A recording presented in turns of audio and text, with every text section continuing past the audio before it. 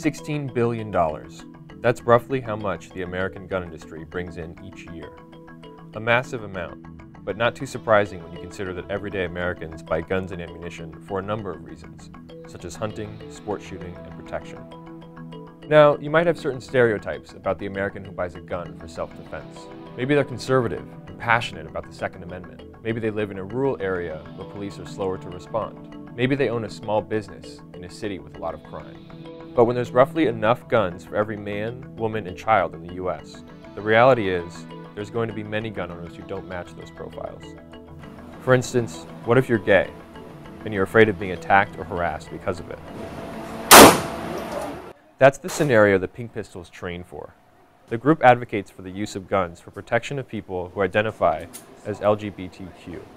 Pink Pistols has chapters in cities across the US. Recently, we had a chance to meet up with members of the group in its Sacramento, California chapter. The national spokesperson likes to say that our mission is to teach gay people how to shoot and then tell people that we've done it. Right? Because we are trying to change the image of gay people as folks who are easy to be victimized. Right? It's like bullies pick on people that they perceive to be weak. So if we can change that perception, we'll have even less need of firearms because we won't be targeted. As a younger man, I was a Protestant monk and ordained, and yet at Christmas Eve of 2001, I had just come back to Sacramento from a funeral service of my brother. And a home invasion is a very shocking experience. The person who came in to my home hooded me and bound me behind my back and stuffed me into the bathtub to execute me at the end of his thieving. He mistook my address for my next door neighbor's because as he was moving through my home, he was asking about things that I've never had. Two police officers were there with me saying very clearly that after this experience, they earnestly wanted me to consider a series of safety tools. They urged me to consider firearms, but in that process, I really am not interested in killing other people. So it was a very serious thought process, and they said, well, look, here's the deal. We want you to think about who would miss you today had he completed what he was here to do. Stephen's reflection on those questions eventually led him to Deanna and the Pink Pistols, and his training got him thinking differently about self-defense.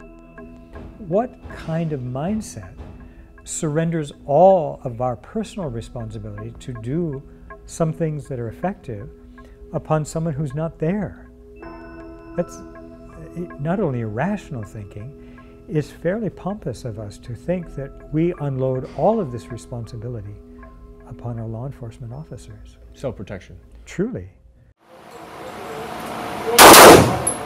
The group meets about once a month, and anyone interested in learning more about guns is welcome, regardless of sexual orientation. There's so much controversy about it. I wanted to see a little bit of the other side. It'll be interesting to see how many of my Facebook friends unfriend me if they find out I've gone out and shot a gun. And I think there probably will be some who do. Do you notice a difference in your friends who are LGBT versus those who aren't in their opinion or relationship with guns? No. I would say that probably the gay and lesbian people I know are more likely to talk about guns, but it's in a negative way, whereas the straight people don't even bring them up at all. If you want to talk politics, typically our views as Pink Pistols aligns primarily with a libertarian sort of platform. The only platform that seems very consistent to me. It's like, you know, the Republicans will say, well, you know, we want the government to stay out of your lives, but, oh, you can't have an abortion, and, you know, well, gay people can't get married, and, you know, whatever. And the Democrats are all out to help people, and I'm a fan of that, but they're not willing to help us be able to defend ourselves. We're still in that there's only two kinds of people. People who like gays and hate guns, and people who hate gays and like guns. And of course there's a lot of other stuff that goes with that, but that's almost always all there is to choose from when we're voting.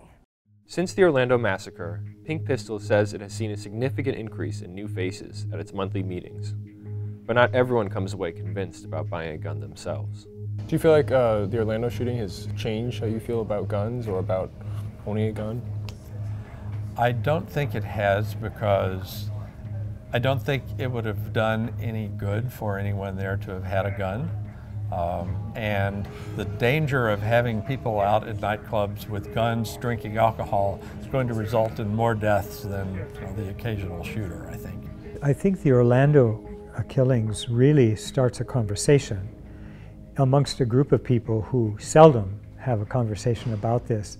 The LGBT community. Yes, the LGBTQ community is not typically given to conversations about personal responsibility in safety from violence. I'm happy to help people make their own decisions. I think that the decision to have a firearm and to potentially plan to use it should the occasion arise, that's a very personal decision. For me and for many of my friends, I think it's the right choice for us, right? For somebody who just can't, doesn't think they can bring themselves to actually use it to defend themselves, I think it's a mistake for a person like that to have the gun. I also think that some people who initially feel that way, when they do a little bit of soul searching and examine what their world looks like with them in it and what their world might look like with them not in it, that they come to a different conclusion than their initial impression. It's not about, do you want to kill somebody? It's about, if someone dies as a result of your actions because they were trying to kill you, are you going to be able to live with that?